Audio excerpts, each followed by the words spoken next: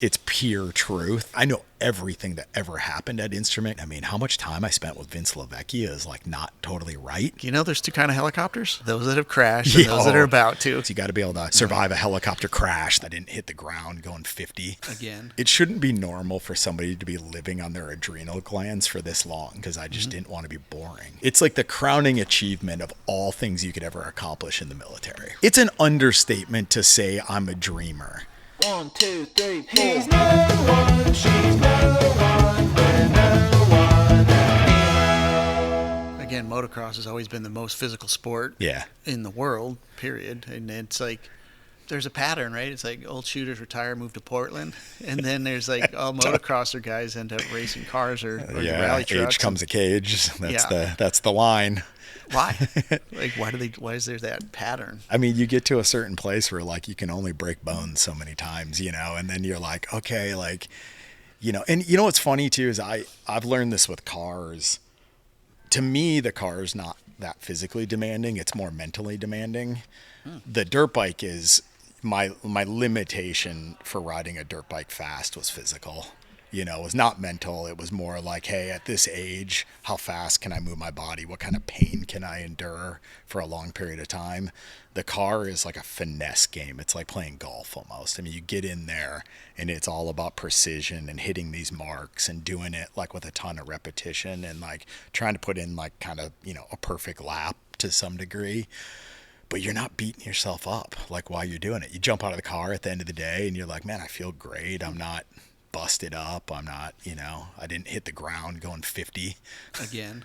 Yeah, again. Yeah, exactly. So like it just is, it's a game changer. You know, you get a little older, but you still get all the mental side of like competing, tons of adrenaline, crazy focus, you know, like that whole part's the same. It just doesn't beat the hell out of you.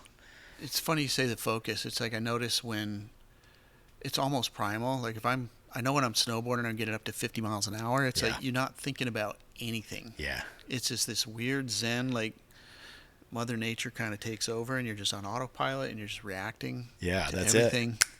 Lickety split. And then motocross, I think it's because you're going that much faster and the trees catch up to you pretty damn quick. They they really do. And you know, I mean, to me, this whole thing has always been an answer to this. Like to this world where like you live in this like creative world and you sell things for a living and like that whole part requires a lot of like thinking and you know, and like I needed an escape from it. Like I needed something where I'm like, oh, I can jump on a dirt bike or I can snowboard or I can get in a car, and this demands presence. Like it's not like you can't choose to not be present, especially on a dirt bike, because as soon as you're not present, like you're on the ground.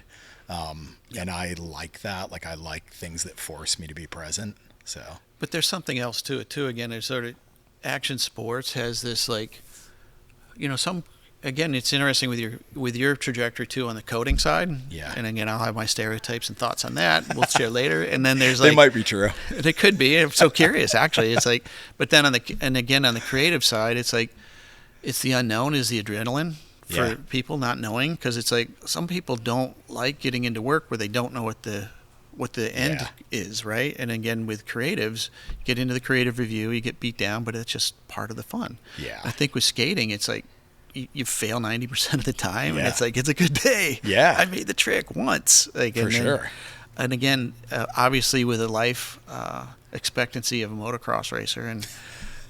You know, it's dangerous. Let's just call it what it is. And then yet it isn't, you know, for everybody else, it's like, I don't want to die. So Mother Nature takes over in a logical way. But in our world, it's like, oh, this is fun. Like, it shouldn't be, but it is. Why? Man. Why do you think that is? I don't get it. I mean, my answer is probably different, you know, from others. I mean, I think I have an interesting confluence of like, one, the military, you know, it's like, you join the Marines, you do the infantry thing, and like you get pretty addicted to living on adrenaline and living sort of in some state of danger, you know, and that's hard to shake. I mean, that what I didn't realize as a young guy is that like rewires you chemically a little bit to a place where it's actually hard to be happy without like replicating that feeling like again and again and again. But I also think there's like a different answer for me, which is just like, I feel like I was pretty basic in life, like as a young kid and stuff, and I didn't want to be that basic. And like I had the same fears as most people when I like jump in a car or ride a dirt bike, but I like definitely learned to push through those things because I just didn't want to be boring. Like I just like I wanted to be interesting, you know? And it's like interesting is in like, hey, like, are you gonna hit that jump right now? Yup. Like, am I scared shitless? Yeah, man, but I'm about to hit that jump and like, or like, you know, can I go 160 miles an hour down a straightaway and like, you know, wait to the very last second to brake? Like, you know, I mean, the stories and the things are made for the people that like want to be interesting and want to do something like that not everybody can do. And I think like I kind of wanted to be one of those people, you know, and I don't think I was, is the funny thing. I think it was like very much a learned behavior of like, all right, you got to push a little further. And same with the work, man. Like creative work requires that. Like you have to be fearless to do this work well, you know, and that's not natural. But like once you figure out a little bit that like, hey, that you crash a dirt bike, you do heal from the injuries most of the time. You get beat up in a creative review. It hurts the ego a little bit, but the next day you're good and you'll probably make better work, you know? And like you kind of like normalize the moments where like the failure moments and you realize they're not as bad as like, you know, what they seem to be in your mind. And then you just stop paying attention to those. Well, I think what's it saying? We do things because of pleasure or pain. Yeah. Right. And I wonder if, you know, genetically, like action sports and creatives and entrepreneurs aren't wired with less dopamine. Oh, yeah. So it takes 10 times more just to feel normal. Yeah. So you have to like get on the motorcycle or just take a risk with a business opportunity to actually feel normal. Yeah, for sure. Where everybody else that has normal, let's say dopamine, and they're fine. Yeah, I agree, man. I went and got a blood test done at one point, like in Portland, and the lady, like, you know, came back with the results or whatever, and she was like, it shouldn't be normal for somebody to be living on their adrenal glands for this long. She's like, you are living on adrenaline, like 24/7. She's like, how long have you been living that way? And I'm like, I don't know, like 20 years. Like, she's like, you got to just be like completely depleted. And I'm like, yeah, but I'm not. Like, I just, Let's go. Yeah, I'm like, let's go. You want to do something awesome? Like, I think that when the other side of it though too is like there's I've experienced it too when you're pushing super hard and you're getting the buzz all the time and then you make the goal. Yeah. And then there's a depression.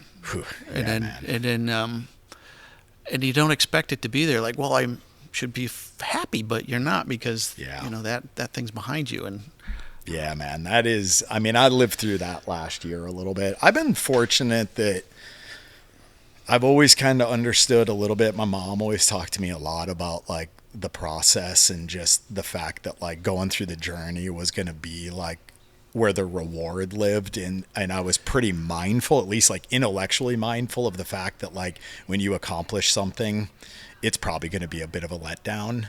You know, it's like the journey really matters. But at the same time, like last year when I unplugged from work, I was pretty depressed in some ways, to be honest, because it was the culmination of this like crazy journey. And like, I don't know what you expect it to feel like, but it definitely doesn't feel exactly how you see it in your mind. And then you do kind of go through this like crazy soul searching of like, yeah, it's like a part like purpose. It's a part of like, holy crap, I can't believe this thing that I like obsessed over for so long, that chapter's closed, you know, like there's a mourning to that a little bit that you go through. And dude, it was rugged in some ways. I had to work harder last year. Like when I quit work in May, that 6 months, I did more soul searching in that 6 months than I have in my entire life. Like it was actually super difficult. So like I feel like I came through it better, but like I didn't expect to sort of feel the way I felt for sure. Well, there's so many tangents there for me, like in curiosities. And so, and I think back on, you know, Michigan where you grew up, and again, love our Midwest guys. Proud Midwest boy. They work hard. And I know that there's, and the other thing again is in the 6 months. And again, I want to talk about is, you know, your blogging and writing every day and just the cadence and the topics that you're talking about there. I want to talk about that. Cool. And then the other thing was the idea, obviously the story of the Marines, because that was how I first got introduced to you. That was like the first story you told me, and I was just shitting my pants. I'm like, fuck, Yeah. I'll take a 0 for that ride. Wildlife. And then I want to talk about that. But let's just go back to your mom. Again, it's like, what's the one thing that she said that really has been with you your whole journey? Oh man, it's not so much with my Maybe mom. it's your dad. Like, I don't know. no, it's my mom is a deeply like moral person, you know. So it's not so much what my mom ever said. It's like the life she lives, like the way she shows up to the world, like with unending positivity and like is just absolutely amazing. I mean, it's almost like tiring a little bit, you know, like if you're around my mom, you'd be like, a person can't be this positive for this long. And it's like, no, man, she hasn't like flinched in 50 years. You know, she's like the person, like Midwest mom, didn't miss a day of work, like worked like 2-3 jobs, never missed a day of work, never had a bad day. I think I saw her like have a bad day about one time growing up. Right. And she just is grateful for life, you know. I mean, she has faith, like religious faith, but it's like, it's more than that. She's just a really grounded, morally decent human being. And that was the standard, I feel like the unspoken standard that I grew up with. Like I have a story or like a joke a little bit that like talking about the Marines. Like, so I'm in the Marines, I'm in the Mediterranean Sea, you know, I do this pilot rescue. It's a big deal. I meet Right. the president. I'm like going to U.S. embassies all over the world. Like there's the photo, there's the team, right? Look at this and, guy. Yeah, man. You're so cute. It's amazing. Tough And guy. like I come home from doing this thing, right? Right. Which is like in a lot of ways it's sort of it's like the crowning achievement of all things you could ever accomplish in the military, right? Like Right. it's super amazing. And I come home and I'm at my mom's like kitchen table talking to her, and I think the first thing she asked me is essentially like not like how's my life with God, but like where am I morally? Like where am I mentally, like spiritually in this world? And it was like she was impressed and loved that stuff, but she was so much more interested in like where you were and here all the time.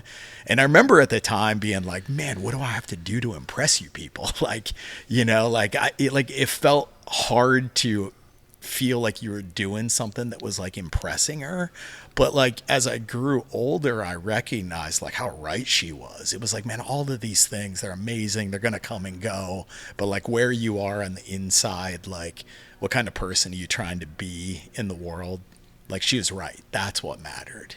So I feel like she just set this standard that was like unbelievably hard to accomplish or achieve, but it kind of kept me pushing. She's super good like that. She came to Instrument during my like farewell or whatever and gave this little talk and like it was super off the cuff and she crushed it, man. Everybody was like, where did this just come from? And then, you know, I think I made a lot more sense to people in a lot of ways. It was like, oh, okay, like we've seen him do this like 1,000 times. Right. And even for me, I was a little bit like, oh, I feel like I just figured out where this all came from. And she just is, I don't know, man. It's like, I've always said like, it's funny in business, right? Like, there's a lot of roles we play and a lot of things that we treat as like characters, but like I'll take like running a business and knowing your finances. Like when you know your business inside and out, you don't have to think about it. It's like, it's instinct. Like I'm like, I know everything that ever happened at Instrument because I was like living it. It's kind of how my mom is like, she's such a good person that like, these aren't conceptual ideas that she has to pause and be like, let me think about the right way to say this. It's like, no, man, it's like, it's just flowing out of you as truth. And that's a really powerful differentiator from how a lot of people show up, where they're like trying to put something through this like intellectual lens and then they're worried about saying it the right way or projecting the right thing. And my mom's just like, it's just pure honest goodness and truth coming out of her, and there's no like filter happening, you know, there's no intermediate brain layer that's like getting in the way of that stuff coming across. Is just pure authenticity and love. Well, it brings up again back to, you know, when you guys launched Instrument and truth, you've said it a few times already, and then there's 3 words that you came up with. Yeah, truth, effort, and courage. You know, doing a little homework on our friends at the Marines, there's a little bit of that there. The truth Yeah. is one of the words that they also use in part of their mantra. And it's another question I have with the idea of, you know, the military is a brand. Yeah, for You sure. know, and again, obviously, with Instrument being a brand, brands that we've all serviced and we talk about and try to preach is on a, we'll say, on a commercial level, Yeah. and keep those things as authentic as you can, and then, Yep. but I think it's really guiding in core values, right? And so Yeah, that's man. really what I think. It's what an interesting combination of what you've done. Again, military. Again, you don't see many military folks in our industry. No. For better, for worse, I don't know why. It just doesn't. They don't kind of come There's together. about 3 of us, I think. Yeah, you know them all I three. know I them know all. you. Yeah, That's it. totally. And again, I'm, just background too. My dad was a Vietnam guy, building, prepping jets for Vietnam. That's so we had, insane. and they're photo recon jets. It's Yeah. a small world, but, and it's interesting. His experience was not a good one as far as he Yeah. comes home, and that whole war was just so shitty, and he never Yeah. talked about it at home. We never heard about it. And so some of the Totally. things and values that he learned there, you could see it in his everyday and how he walked and how he presented himself, but at the same time there's a lot of, I don't know, almost shame, it felt like. Yeah. And never, he's passed, so I've never really come to closing that piece. Yeah. But I always think, I was born in a military base. It's like, it's an important part of the safety of the country. And then Yeah. at the same time, I think there's a lot of, people that also don't get it and have their opinions as well, as they don't feel it's a value. Yeah, man, there's a lot of opinions on it, and it's a tough journey, you know. People come out with very different beliefs about like what the experience is, what it was for them, you know. And I feel like I had a really great experience, but not everybody does, and I understand that, you know. But yeah, man, the truth, effort, courage thing, it's funny because Vin, you know, Vin takes all the credit for truth. I mean, he'd start this business Instrument, and Yep. it was like, you know, he was repping artists. You remember this Oh, yeah, part, yeah. you know, and he had written this tagline, marketing truth. And like his whole idea was like authenticity in marketing and all this stuff, right? And like when I first met Vin and we talked about it, like him and I really connected over this idea of truth and authenticity in marketing. Like really simple idea of just be honest, man. Tell the customer the truth about what you do, what you care about. Let them make their own decisions. They're going to feel whether you're like genuine or not anyways. I think action sports at the time did a really good job. Like that was almost the personification of like truth in marketing, because it was like enthusiast brands generally, their way of marketing was like, we love this thing, we do this thing, it's fun. You know, it's pure truth. Like they're not peddling some story to get you to like buy a snowboard at the time for Or a anything handbag. other than like the joy of like what everybody's doing. And so I think we just believed in that kind of marketing. But then, yeah, we kind of brought in this concept of like effort and courage, because I think we always thought that's what the work takes, right? It takes a tremendous amount of effort to do this work well. I mean, you know that. It's like unbelievable, like grinding and just outlay of effort. But I've always believed that courage was almost the most important part to some degree, because it takes so much courage, to be honest. Like to do the truth part takes an immense amount of courage to like show up in spaces and rooms and not be adversarial, but say the thing out loud that nobody really wants to say, you know? And even like we said, hey, creative reviews and putting yourself out there time and time again, and all the rejection that happens just takes a ton of courage. And so, I don't know, we just always kind of felt like those 3 values like really made a lot of sense for us as people and what the business was going to be. And you're right, like this was never a thing for me. Like the Marine Corps is very much not a brand. Like everything that you see on the outside that looks like a brand is real on the inside, like 100% real.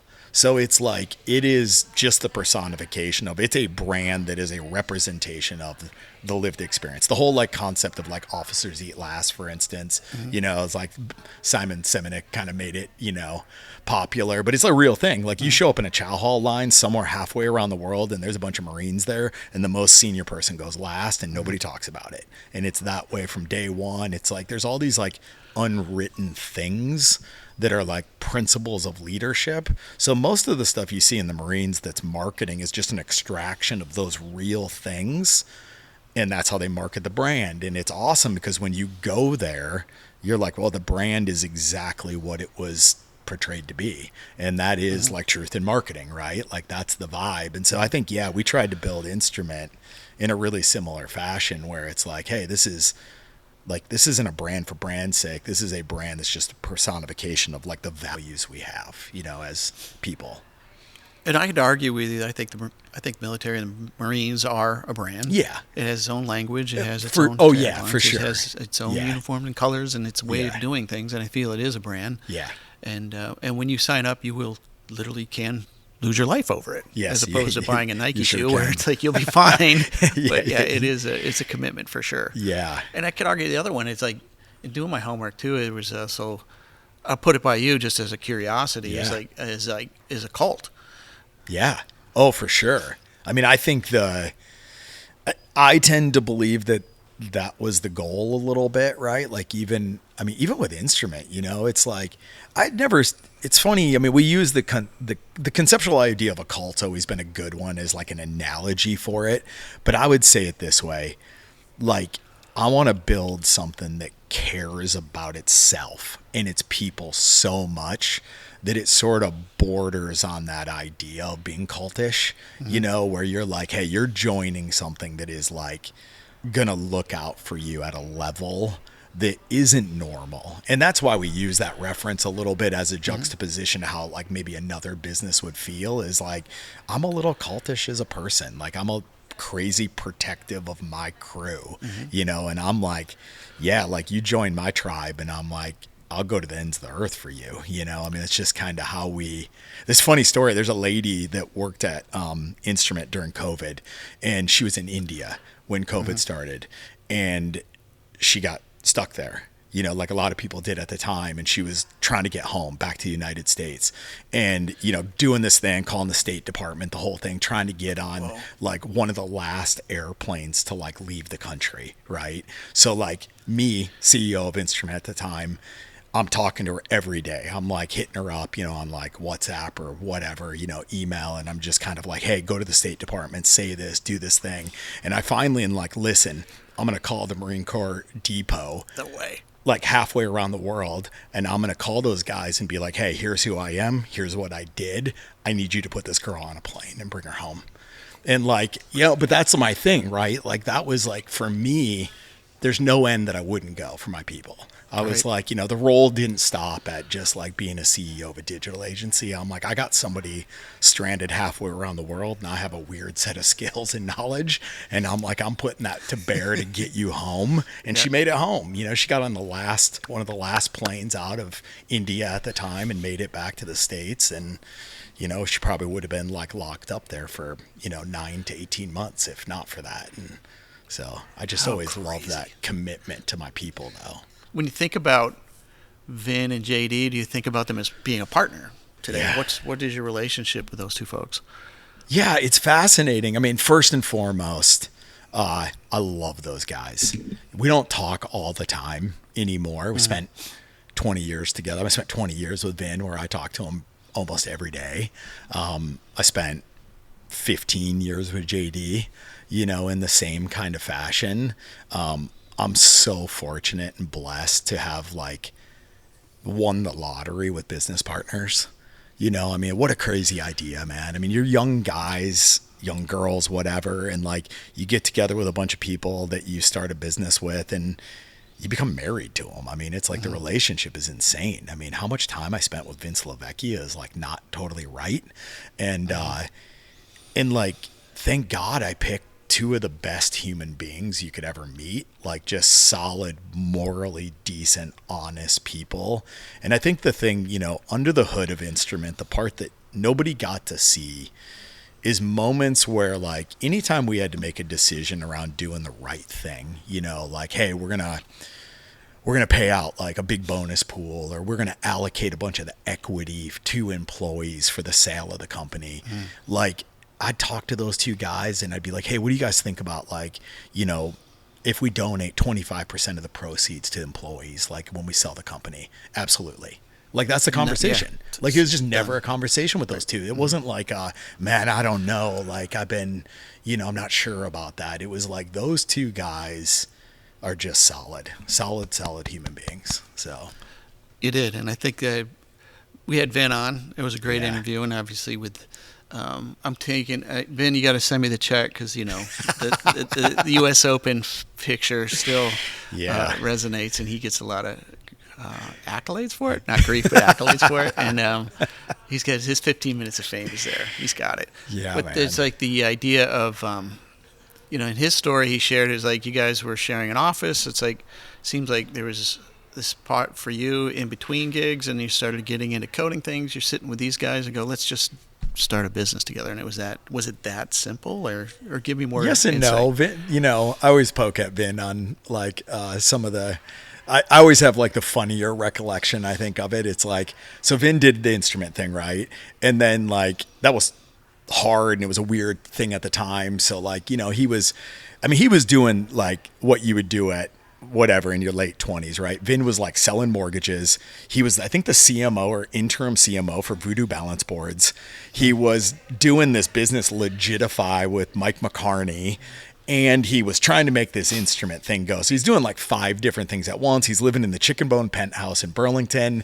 Like, I mean, it's all the things, right? And like, it's exactly like, it's Vin, but with brown hair, basically, and so I roll in, meet him and Mike. They had just won a job to build a website, an e-commerce website for a coffee company called Fresh Coffee Now. Denny Kegler did all the like Viz ID for it and everything. Nice. But Vin and Mike, like, were 2 account people essentially. Like, they weren't designers or developers, and they had won this job to build this website. And I was a little bit like, how are you guys going to pull this off? Like, that what wasn't like, responsible. Yeah. Like, it was totally crazy. And I was like, I had like a full-time job, but I had always wanted to start a business. And I was kind of like kicking the tires. I was about to turn 30 and I was like, man, like, I feel like I need to do this. So I talked to Mike and Vin and I said, listen, like, I'll build this website like with you guys. I'll design it and develop it. We'll get this done, whatever. And like, let's just see how it goes. It's very much my vibe in life is like, no commitments. Like, let's just do something together and see if this is cool. And date before we get married. Yeah. And like, so I did, like, over this period of like 3 months, I designed and built this like massive OS commerce site. That's like an old commerce platform. I'm staying up like all night, every night, because I'm still working a job at that point. And I get this thing done and launch it. And it was a pretty good experience. Like, I liked those dudes. I liked working with them. And I remember like sitting down with them and just being like, hey, what if you guys make me an equal partner in this business? I mean, wasn't worth a lot of money. There wasn't a lot going on there, but it was kind of like my entryway to be an entrepreneur. And I, at the time, was sort of like the talent that they needed to be able to do the stuff, And so, long story short, man, I in the back of my head, I was like, this instrument's like the right thing. Like, it's the right name. It's the right sort of Viz ID. And, like, we did that thing for a year in Burlington, and Mike, Vin, and I were not in the same place in life totally. Vin and I more so than Mike. And as partnership, it was good, but we didn't have the exact same ambitions for what we were going to do. And I was working a ton. And I remember telling myself, I don't want to feel resentful. I'm not going to let that happen. Like, I'm not going to work to a point where I'm like bummed out, right? So like, I got about a year into it and I decided to move to Portland, and I loved working with Vin. And I said like, hey man, I'm going to go to Portland and I'd like you to come, and I'd really like to use the name Instrument and just redo this thing. And so love Mike. We gave him sort of everything, that was in the Legitify business. And that wasn't a lot, but it was a lot for us at the time. And Vin and I came here and hit the reset button and, flew a new flag a little bit. And so, yeah. This is history. Yeah. Crazy. I remember when you early stuff. got here, and to go back a little bit too, again, is like, the story's just so good. Again, we're sitting out front and I'm learning, again, digital starting to take off. We got some Nike works, places to collaborate. And then you shared the story of flying in for O'Grady's rescue. Yeah. It's insane. It's like, it didn't seem insane at the time is the funny thing. It was like, but one of the things, like, I was gearing up for my first deployment to the Mediterranean, and in the infantry, there's all these jobs, like ancillary jobs where it's like, hey, you might be in this infantry platoon, but it's like, hey, we're going to train you guys to be the pilot rescue team in case any aircraft goes down, like while we're over there. And so, like, honestly, it was a little bit of dumb luck. I ended up on this pilot rescue team, trained like crazy for almost like probably 9 months for it, because there's a lot of things you got to be able to do. You got to be able to use C4 to blow up an F-16. You got to be able to like decommission munitions, get a black box. You got to be able to survive a helicopter crash. There's all this stuff, right? Like you got to like do all this rigging school to be like, hey, what if like pilots often crash and their parachutes get hung up in trees. So like, what if we got to go in and dig a guy out of a pine tree that's 100 feet in the air? So like, you got all this equipment with you to do all these like specialized tasks. And so, yeah, man, I happened to be in the Mediterranean. Scott O'Grady gets shot down. He flees and evades for 6 days in the Bosnia countryside, which is completely insane, that he kind of survived that. And at the time, whenever you're doing these pilot rescues, there's 3 teams that do them. There's a SEAL team. There's an Air Force team, and in that case, it's out of Aviano, Italy. And then there's a Marine team, and the way they make the decision is often like, what's the likelihood of contact? So the higher contact jobs, like if they think you're going to have to fight your way in or out of the country, they usually send the Marine Force because you're the most heavily armed. Like it's the biggest number. SEAL teams are amazing. Those guys are like crazy animals and surgical as can be, but they're not meant to go in and have to shoot their way out of a country. So in this case, like we got the call, so you fly in there and you do this job, and yeah, it's just completely insane experience of like, I don't know, the best part of that story for me, honestly, though, is there's a moment where I'm sitting in a helicopter, a CH-46, and I'm hovering about 50 feet off the deck of the USS Kearsarge, and we're waiting for the go, no-go call. So you're like fully deployed, like ready to like go, feet wet, and you're all listening to the radio and you're waiting for the call, right? Yeah, man, that's it. And you're waiting for the call to go in, and they're like, mission's green.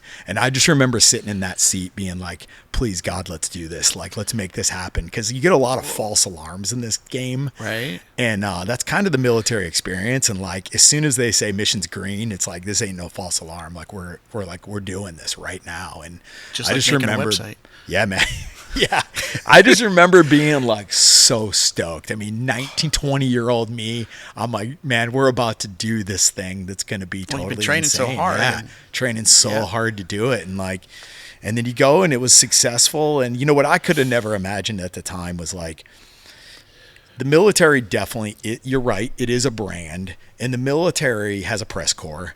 And when something good happens, like a really good story happens, I didn't realize how fast the military press corps would mobilize against it. By the time I got back to that boat, CNN was there, like all the news networks were on the flight deck. It was like this complete mobilization of like America against a positive story because we had saved this guy's life. And that changed my life a lot because I went on a press signing tour. I mean, it was a thing. So yeah, I was doing the homework on that, and there's a story of a bullet coming up through the bottom of the helicopter, hitting a water bottle, saving somebody from getting just and that guy was a Vietnam vet, most senior person on that helicopter. And like he had been through Vietnam. I mean, his like joke was like, I didn't live through Vietnam to get shot, on a helicopter doing a rescue mission in Bosnia.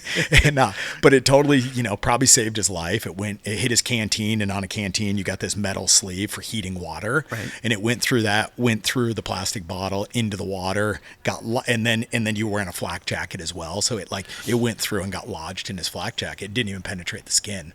And just a 1 in a million shot, though. Like for him, I mean, he hits him anywhere else, and it's lodged in his body for sure. Right. But, you had a whole other rescue going on. Yeah, you got a whole other thing. And the biggest thing that a lot of people don't realize on that mission was the helicopter took a lot of rounds in the rotor blades.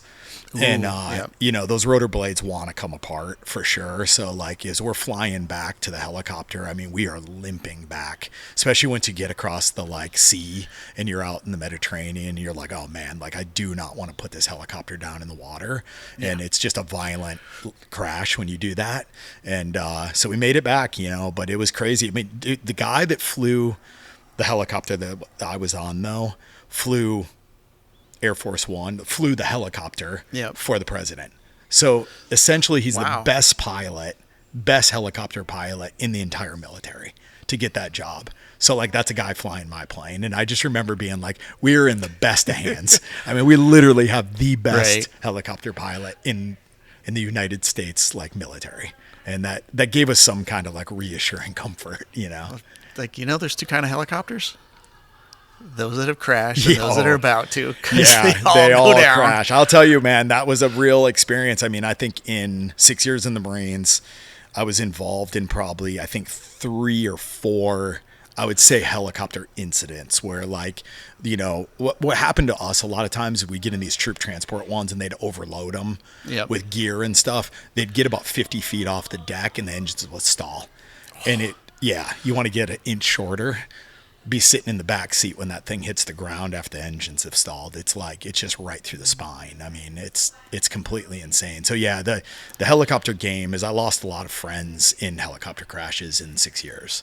Like that was probably the thing that we all recognized was the most dangerous. But the inverse is you carry a 120-pound combat load and you got to walk 25 miles. So you're like, you know what? I'm risking it in the helicopter today, all day, every day. Because if not, you're walking. carrying it. Yeah, you're Right. walking and carrying. And those, again, in infantry, they got the big ass guns. Oh yeah, we have 50 cals, mortars. I mean, all the stuff. Yeah, it's like the loads are completely insane. It's not right. Like, you're a young guy, your body's still developing, and you're carrying hundreds of pounds of stuff everywhere you go.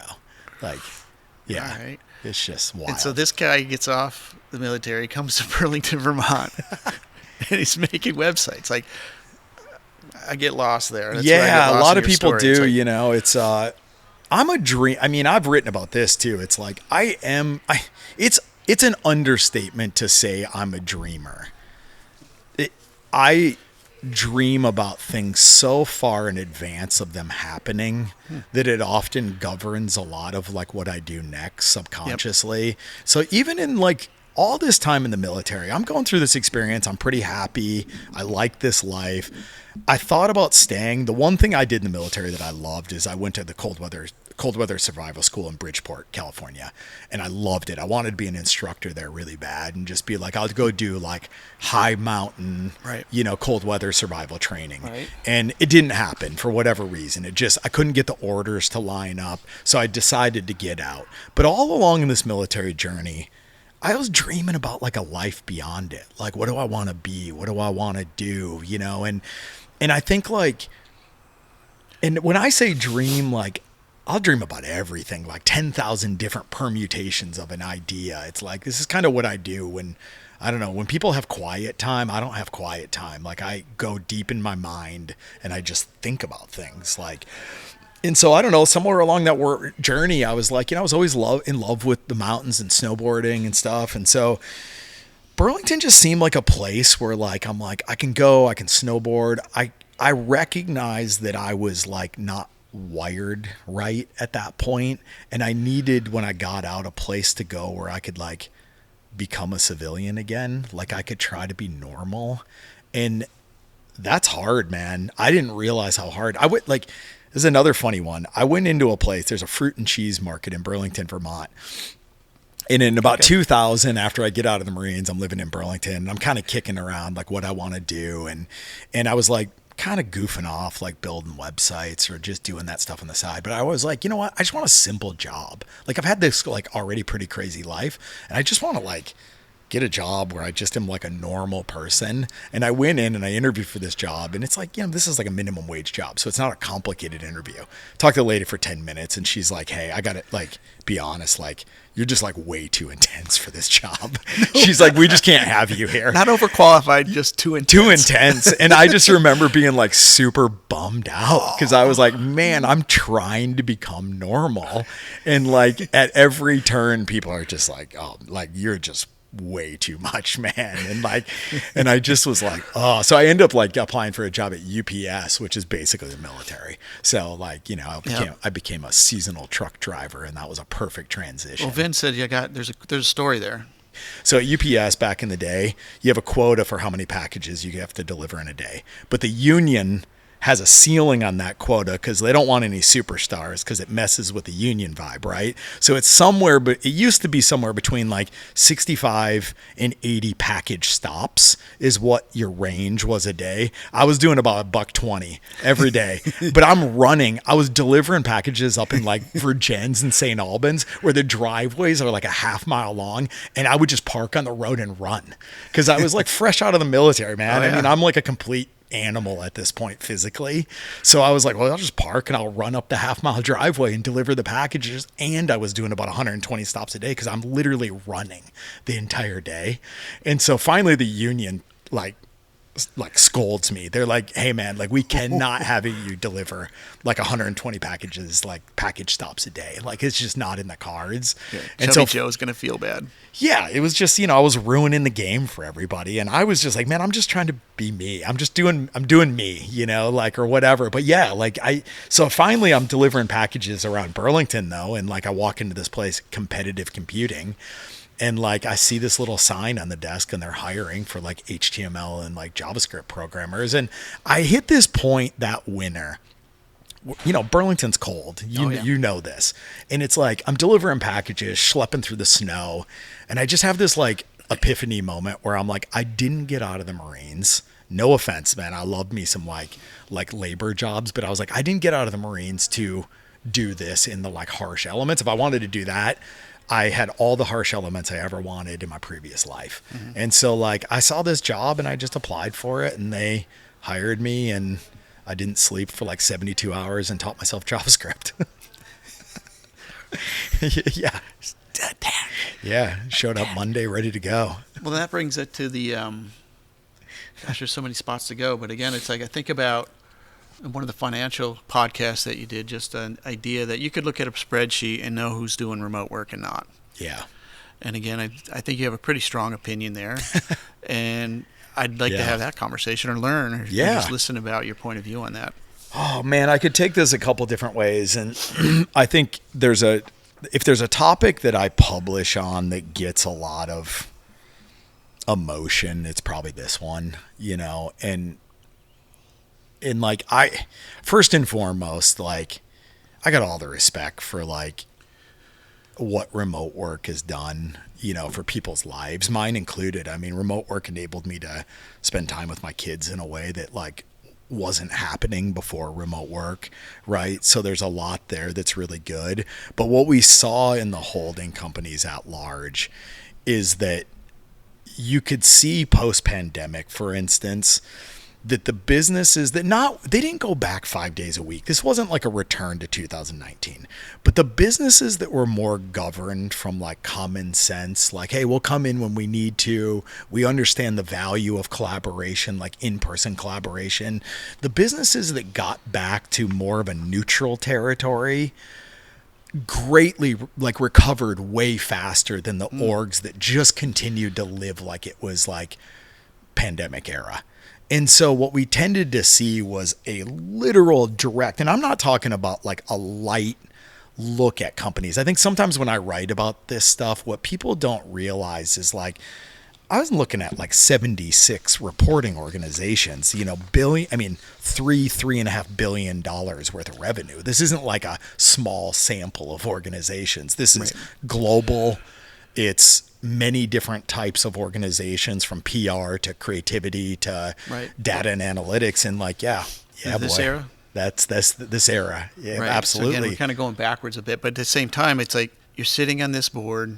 Yeah. A lot of really smart people. You've got Boiler from 72. Yeah. You're looking at, 16, 18 different agencies. Yep. Yeah. And being able to pull this information and data out to come to this conclusion. Yeah, so this isn't like he's just making stuff up. No, looking at Intrsument, like you were able to look at a global scale. I'm looking at large sample sizes of information here, and talking to clients, talking to Target, talking to Nike, talking to big companies that are also going through similar transformations, right? And so we just saw a more direct connection. And then you get the ancillary things, and this is where this gets a little like heated and argumentative, right? But it's like you start to see the ancillary things like most of the data is showing that a lot of the young people in organization are really missing out on mentorship. So they actually want to spend not 5 days a week in the office, but they want to spend some time, because the reason they're working at your organization is to get better,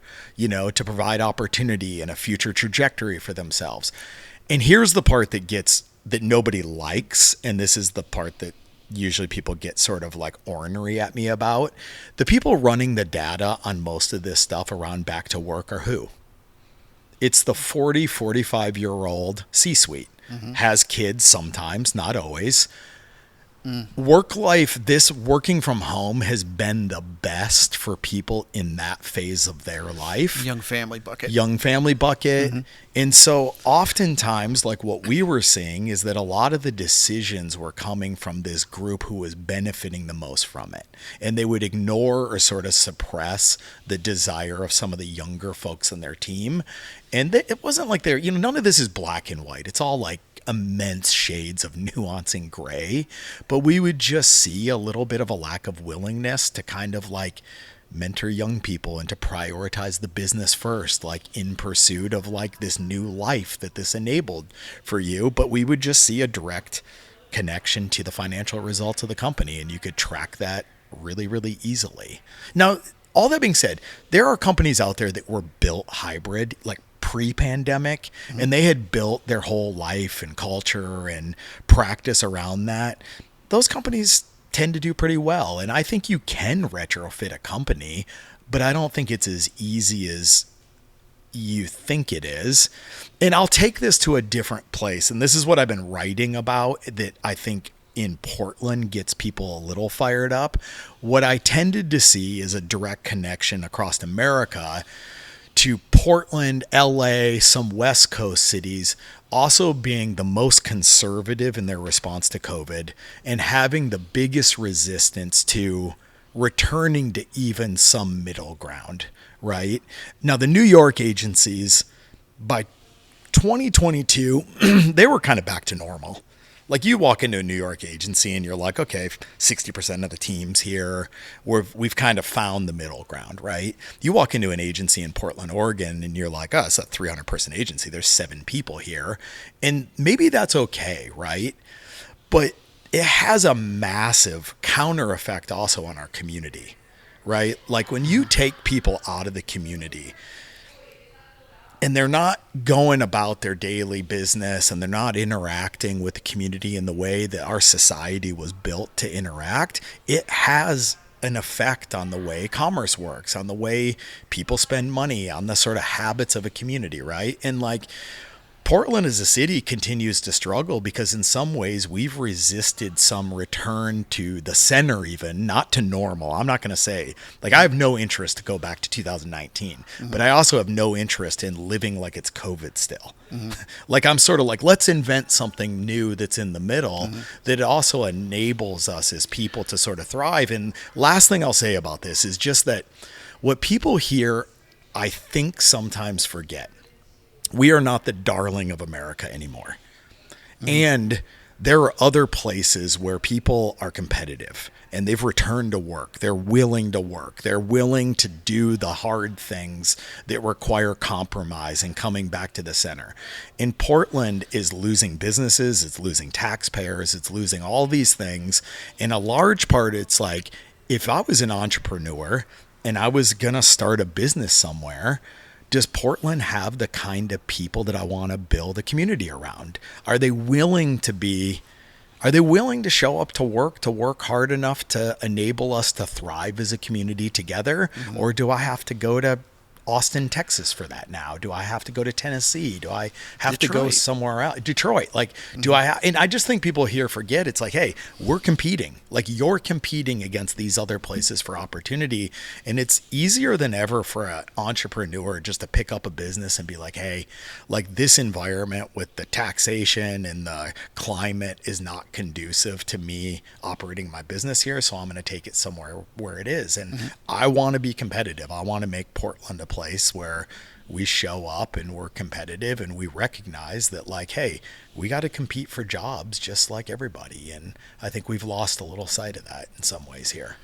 there's so many tangents that brings up for me again is the idea of community. Yeah. And I think the mentorship is a big part of it. And I saw similar things as the younger. I was going into this remote opportunity and thinking, oh, the young guys are going to bounce, they're going to go snowboarding all day, and then the moms are going to just, because that was chaos with the daycare, and let's be honest, like with the cost of living in the world now is that young families, both mom and dad, have to work. Absolutely. You can't go back to the 70s where mom could stay home and nurture the kid that way. That's long gone. Yep. It's just way too expensive. And to my delight, again, what I saw was the young folks understood mentorship. They wanted to get in. And let's be real, is like it's all live in the room. You're watching a senior person work with a client, and then the conversation at the water cooler for the younger person with the senior person is like, tell me more. Yeah. And then that's how you build the next generation of creative director, art director, is because they got to work with somebody that was a good mentor. Yeah. And for sure. it doesn't happen on Zoom. You're off and either walking your dog or you're on to the next Zoom call. And it doesn't, that was broken. And I think it's also partially, you think about life where you're at high school, it's everybody. And then you go to college, it gets a little bit more narrow. And then you come to your workspace, you're in with people that are more in tune to what your values and thoughts are. And I know in our small shop, we've had 5 marriages pop out of here. Yeah. It happens. You get in and you fall in love because of proximity. Totally. And all that ends up feeding what you're coming back to in the city of Portland is like, if we don't bring people in, you don't get the restaurant that you like. You don't, all these things and services that we get used to will wither. In the position that you're in is like, I'll just headline masculinity, right? It's so interesting right now, and it's having a lot of its challenges. And I'm just so curious of what your insights are and how you will coach your boys to be quality people. Yeah, man, that's job one.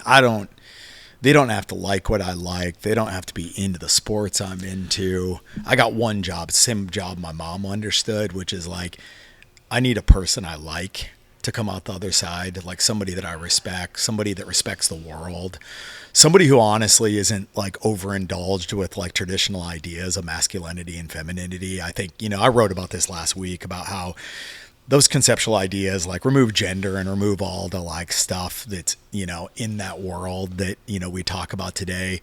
These are two things that exist in all human beings, right? These two different energies. And oftentimes to like have a really well-rounded life, to be a well-rounded person, you need to embrace both of them equally.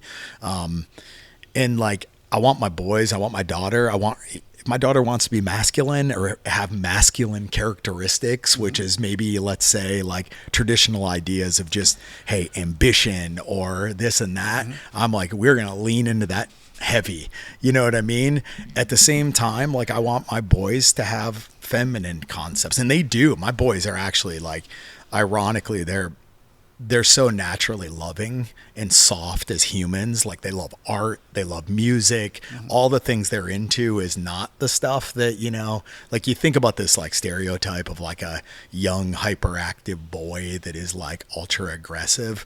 I'm like, my two boys embody none of that. Like Michelle and I often actually laugh when we look at the two of them, and I'm like, we're pretty intense people. Yeah. Both of us. She can ride it right. Yeah. And Michelle might be more intense than I am actually. And you look at the boys and I'm like, there's got to be intensity in there somewhere. I don't know where it is, but like it's got to be in there, because I'm like, you got two parents that are like, 10 out of 10 on this scale, and I'm like, you guys are like a 1 out of 10 in terms of intensity. But I love it, man. Like, if they want to be artists and do that thing and love music and love, then I just want them to be happy, and I want them to be like solid in who they are. And what do you think our society now is really? I picture this UFC, I need to hurt you to be masculine, kind of.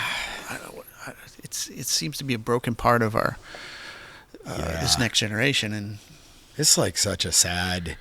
I don't know. It's fear and weakness masquerading as a false sense of masculinity, right? Like that's the thing. That's I mean, it's like masculinity is softness. It's love. It's like being a protector, or doing these things. It's like, I mean, I don't know. I appreciate more the side of that is about sacrifice, sacrificing for others and like having like inner resolve and strength and whatnot. And I'm cool with some of that stuff, but I'm not like, even in the Marines, I mean, it may be the ultimate macho world, I mean, it's like, I mean, I always say the Marines is basically a tough guy contest. You like show up, it's the most macho place in the world, and it's like, okay, this is where tough guys come to figure out if you're actually tough or not. I think it made me pretty soft in a lot of ways, which is the irony, because I think to survive it and keep your spirit intact and not just turn into kind of a mean, bitter person, like, I don't know, you got to embrace other aspects of it. And so I did that through reading, and I did it through all these other things that I spent time doing while I'm there. But, I don't know, man, being well-rounded is the goal in my mind. And I think like to do that, you have to embrace aspects of society, aspects of your inner personality that are, going to pull from a lot of different things. And I like that. And I like that for my kids. And I like that in people I know. And, I'm fine too with some of the like ultra masculine dudes, I guess, but I'm sort of like, I kind of see right through it. And a lot of them on the inside are like total softies anyway. So it's kind of funny. It is. It's funny. All right. I want to jump into a speed round. Okay. You ready? Sounds good. All right, Yeah. Let's see what we got here. What scares you the most? I mean, that's a good one. I think the thing that probably scares me the most is, you know what? I'm not going to lie on that one. I'm fearless. I am. Here. I'm so fearless. I feel like I've perfected eradicating fear. I said this earlier at the onset. When I was a kid, I remember going to an amusement park as like a young kid and kind of looking at other kids my age who were all like riding roller coasters and stuff. And I was totally the kid that was like afraid to go on the roller coaster. No. Like I was inherently kind of a fearful person. And I wrote about this like not too long ago about this idea how like I was like, dude, I buried that kid. Like I like woke up to an idea at one point that I didn't want to be afraid of anything, and I'm like I've done the work to make sure that I was like fearless. All right. Do you trust your gut more or your logic more when making big decisions? Oh, my gut. Yeah. They're kind of rooted in the same a little bit, but yeah, man, I'm a gut. I read energy, right? Like I think a lot of us try to get good at this over the years where it's like you feel the energy that somebody's putting off. Yep. And I'm trying to read that energy and get a sense of like, is it compatible? Yep. Emotional intelligence is a big deal, especially when leading a company as an entrepreneur. Do I trust this person? Yeah, it's everything. It's a big deal. How about when do you feel most alive? About 165 miles an hour in a race car right now. That's about it. Yeah. I'll take that answer. How about what brand needs a rebrand right now? What brand doesn't need a rebrand right now? I mean, I'm going to say it just because it's here, man. And I love the crew and I spent my life like we all have at Nike, but it's like it needs a new vibe. Top to bottom a little bit, because we rely on that place living here, right? Yep. This community directly feels the impact of that place thriving or not thriving. Mm-hmm. And when you're in Portland and Nike's thrive and Portland thrives, and right now that's not happening in the way it should. So, all right, where can people find you? Yeah, man. JustinMLewis.com is my website. You can get to the Substack thing through there. I'm posting 5 days a week usually. Like I'm doing it on the podcast stuff. They're super short. They're like 5 minutes to 7 minutes is usually the format. Are you a writer? No, general? God, no. Yeah. Vin is laughing his ass off as he hears this. He's like, "You're the worst writer I've ever met."